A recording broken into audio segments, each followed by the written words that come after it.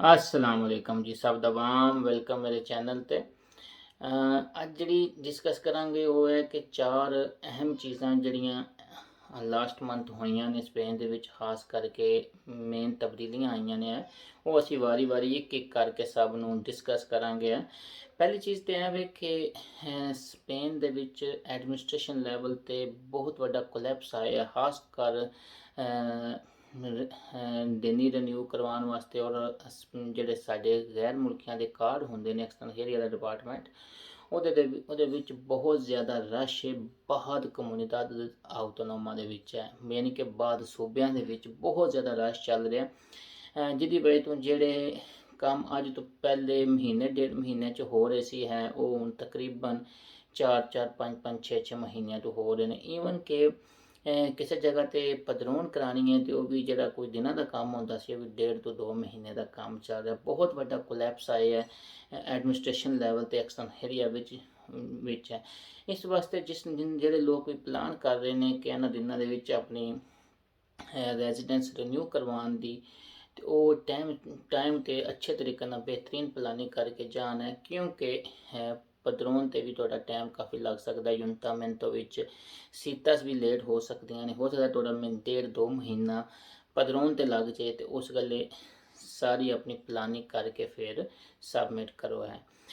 ਦੂਸਰੀ ਜਿਹੜੀ ਇੰਪੋਰਟੈਂਟ ਚੀਜ਼ ਹੈ ਵੇ ਕਿ ਸੰਹੇਰੀਆ ਦੇ ਲਾਅ 'ਚ ਇੱਕ ਤਬਦੀਲੀ ਆਈ ਹੈ, ਉਹ ਹੈ ਵੇ ਕਿ ਜਿਨ੍ਹਾਂ ਲੋਕਾਂ ਨੇ ਅਰਾਈਗੋ ਸੋਸ਼ਲ ਜਾਂ ਅਰਾਈਗੋ ਫੈਮਿਲੀਆਰ ਦੇ ਪੇਪਰ ਜਮ੍ਹਾਂ ਕਰਾਏ ਨੇ, ਅਰਾਈਗੋ ਸੋਸ਼ਲ ਹੁੰਦੀ 3 ਸਾਲਾਂ ਬੇਸ ਤੇ ਸਪੇਨ ਦੇ ਪੇਪਰ ਲੈਣਾ, ਉਹ ਅਰਾਈਗੋ ਫੈਮਿਲੀਆਰ ਹੁੰਦੀ ਹੈ ਫੈਮਿਲੀ ਬੇਸ ਤੇ ਸਪੇਨ ਦੇ ਪੇਪਰ ਲੈਣਾ। ਠੀਕ ਹੋ ਗਿਆ ਜੀ।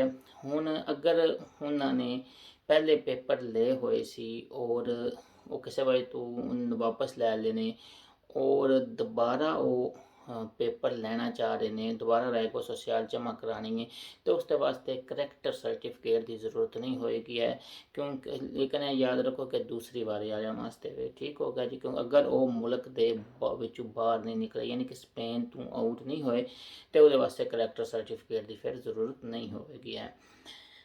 ਤੀਸਰੇ ਨੰਬਰ ਤੇ ਜਿਹੜੀ ਇੰਪੋਰਟੈਂਟ ਚੇਂਜਸ ਆਈ ਹੈ ਉਹ ਇਹ ਹੈ ਕਿ ਜਿਹੜੇ ਲੋਕ ਅਰਾਈਗੋ ਪੋਲਾ ਫਾਰਮਾਸੀਓਨ ਦੇ ਪੇਪਰ ਲੈ ਰਹੇ ਸੀ, ਅਰਾਈਗੋ ਫਾਰਮਾਸੀਓਨ ਦੇ ਪੇਪਰ ਹੁੰਦੇ ਸੀ ਕਿ ਜਿਹੜੇ ਬੰਦੇ ਸਪੇਨ ਦੇ ਵਿੱਚ ਜਿਹੜੇ ਇਲੀਗਲ 2 ਸਾਲ ਰਹਿੰਦੇ ਨੇ, ਉਸ ਤੋਂ ਬਾਅਦ ਉਹ ਕਿਸੇ ਪ੍ਰੋਫੈਸ਼ਨਲ ਕੋਰਸ ਵਿੱਚ ਦਾਖਲਾ ਲੈਂਦੇ ਨੇ ਤਾਂ ਉਹਨਾਂ ਨੂੰ ਸਾਲ ਦਾ ਕਾਰਡ ਲੱਭਦਾ, ਔਰ ਪ੍ਰੋਫੈਸ਼ਨਲ ਕੋਰਸ ਕੰਪਲੀਟ ਕਰਕੇ ਇਸ ਦਾ ਉਹਨਾਂ ਨੂੰ ਕੰਮ ਦੀ ਇਜਾਜ਼ਤ ਨਹੀਂ ਹੁੰਦੀ, ਤੇ ਉਹ ਪ੍ਰੋਫੈਸ਼ਨਲ ਕੋਰਸ ਕੰਪਲੀਟ ਕਰਕੇ ਉਸਦਾ ਡਿਪਲੋਮਾ ਲਾ ਕੇ ਅੱਗੋਂ ਨਾਰਮਲ ਪੇਪਰ ਲੈ ਸਕਦੇ ਸੀ।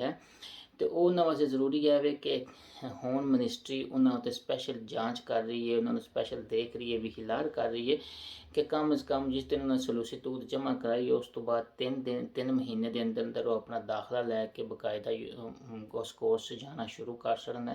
ਇਹ ਨਾ ਹੋਵੇ ਕਿ ਉਹਨਾਂ ਵਾਸਤੇ ਵੀ ਇਸ ਚੀਜ਼ ਦੇ ਫਿਰ ਕੱਲ੍ਹ ਨੂੰ ਬੁਰੇ ਨਤਾਇਜ ਆਉਣ ਹੈ, ਕਿਉਂਕਿ ਮਿਨਿਸਟਰੀ ਸਟ੍ਰਿਕਟਲੀ ਇਸ ਚੀਜ਼ ਨੂੰ ਦੇਖ ਰਹੀ ਹੈ ਕਿ ਜਿਸ ਚੀਜ਼ ਦੀ ਸੋਲੀਸਿਟੂਡ ਉਹਨਾਂ ਨੇ ਜਮ੍ਹਾਂ ਕਰਾਈ ਆਪਣੀ ਸੋਲੀਸਿਟੂਡ ਦੇ ਮੁਤਾਬਕ ਜਿਤਨੀ ਜਲਦੀ ਹੋ ਸਕੇ ਉਹ ਦਾਖਲੇ ਵਿੱਚ ਜਾਣ ਹੈ। ਠੀਕ ਹੋ ਗਿਆ ਜੀ।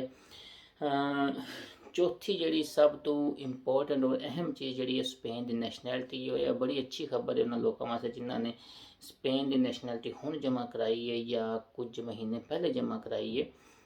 ਉਹਨਾਂ ਵਾਸਤੇ ਕਿ ਸਪੇਨ ਦੇ ਵਿੱਚ ਹੁਣ ਤਕਰੀਬਨ 8-7-6 ਮਹੀਨਿਆਂ ਵਿੱਚ ਸਪੇਨ ਦੀ ਨੈਸ਼ਨੈਲਿਟੀ ਦੇ ਜਿਹੜੇ ਕੇਸਿਸ ਨੇ ਉਹ ਬੜੀ ਜਲਦੀ ਹੱਲ ਕੀਤੇ ਜਾ ਰਹੇ ਨੇ। ਸਪੈਸ਼ਲ ਇਸ ਚੀਜ਼ ਨੂੰ ਤੇਜ਼ ਕੀਤਾ ਗਿਆ, ਜਿਹਦੇ ਵਿੱਚ ਇਸ ਤੋਂ ਪਹਿਲੇ 2-2-2.5 ਸਾਲ ਲੱਗਦੇ ਸੀ ਆਨਲਾਈਨ ਜਿਹੜੇ ਲੋਕਾਂ ਨੇ ਨੈਸ਼ਨੈਲਿਟੀ ਜਮ੍ਹਾਂ ਕਰਾਈ ਸੀ ਉਸ ਦਾ ਪ੍ਰੋਸੈਸ ਦਾ ਬਹੁਤ ਲੈਂਥੀ ਪ੍ਰੋਸੈਸ ਹੁੰਦਾ ਸੀ। ਲੇਕਿਨ ਹੁਣ ਨਤਾਇਜ ਨਵੀਆਂ ਜਿਹੜੇ ਲੋਕਾਂ ਨੇ ਸੋਲੀਸਿਟੂਡ ਜਮ੍ਹਾਂ ਕਰਾਈਆਂ ਉਹਨਾਂ ਦੇ ਨਤਾਇਜ ਆਉਣਾ ਸ਼ੁਰੂ ਹੋ ਗਏ ਨੇ। ਲੋਕੀ ਹੁਣ ਲੋਕਾਂ ਦੇ ਕੇਸਿਸ ਜਿਹੜੇ ਨੇ 8 ਮਹੀਨੇ 7-6 ਮਹੀਨੇ ਵਿੱਚ ਵੀ ਕੇਸਿਸ ਨਿਕਲਦੇ ਆ ਰਹੇ ਨੇ। ਬਾਕੀ ਜਿੱਥੇ ਵਸਤੇ ਰਹੋ, ਖੁਸ਼ ਰਹੋ, ਆਬਾਦ ਰਹੋ, ਖੁਦਾ ਸਭ ਦਾ ਹਾਮੀ ਨਾਸਰ ਰਵੇ। ਟੇਕ ਕੇਅਰ, ਅੱਲਾ ਹਾਫਿਜ਼।